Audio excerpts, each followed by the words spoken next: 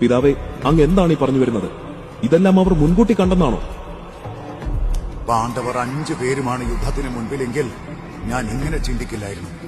പക്ഷെ ഒരാളുടെ സ്വാധീനം എന്നെ ഇങ്ങനെ സംശയിപ്പിക്കുന്നു.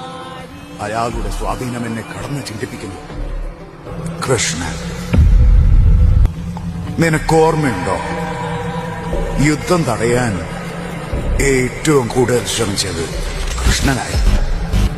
അതുകൊണ്ട് തന്നെ ഇപ്പൊ യുദ്ധം ജയിക്കുവാൻ ഏറ്റവും കൂടുതൽ ശ്രമിക്കുന്നത് അവനാണോ എന്നൊരു സംശയം.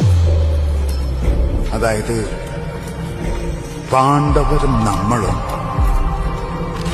അവന്റെ കരുക്കളാണോ എന്നൊരു സംശയം. അയാളുടെ നിരവധി കഥകൾ ഞാൻ കേട്ടിട്ടുള്ളതാ. സത്യമാണോ എന്നൊന്നും അറിയില്ല. അതിന്റെ പുറകെ ഞാൻ പോയിട്ടുമില്ല. പക്ഷെ അയാളെ പറ്റി എല്ലാവരും തെറ്റാതെ പറയുന്ന ഒരു കാര്യമുണ്ട്. തുനിഞ്ഞിറങ്ങിയാൽ